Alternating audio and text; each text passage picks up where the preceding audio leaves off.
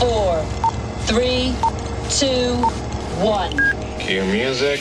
This is Movies First with Alex First.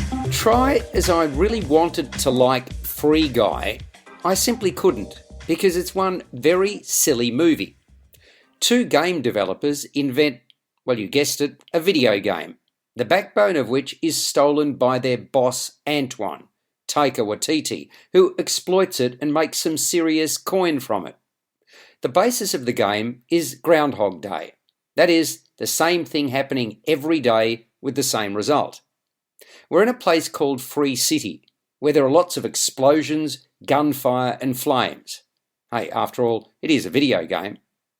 Then one of the background characters known as Guy, Ryan Reynolds, a nice, sweet innocent who works as a bank teller next to his best mate, security guard buddy, Lil Rel Howery, changes all that through artificial intelligence.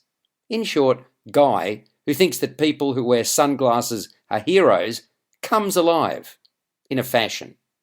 The driver of this is a young woman, Millie, aka Molotov Girl, played by Jodie to whom he's attracted.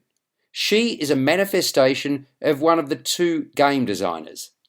The male programmer Keys, Joe Keery, constructed Molotov Girl a certain way to reflect his true feelings for Millie.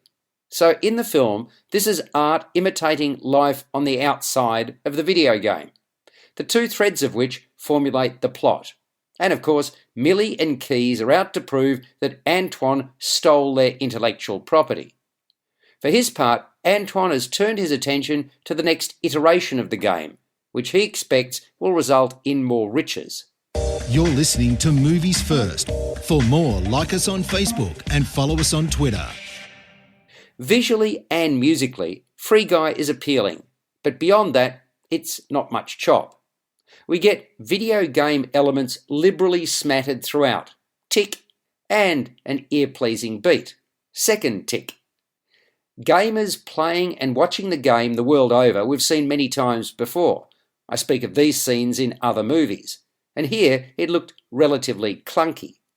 The plotting by Matt Lieberman, who was responsible for The Addams Family, and Zak Penn, Ready Player One, was all over the shop. I felt the movie pulled in different directions and rarely, if ever, found solid footing. It went from violent to laying on the schmaltz. Ryan Reynolds does all he can to capture the nerd and bravado in his game character.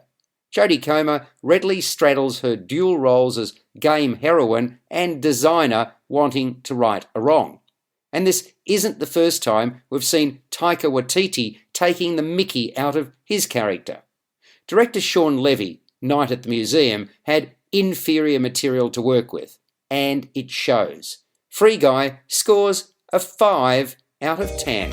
You've been listening to Movies First with Alex First. Available at Apple Podcasts, Google Podcasts, Spotify, iHeartRadio, or your favourite podcast player. You can also stream on demand at Bytes.com. This has been another quality podcast production from Bytes.com.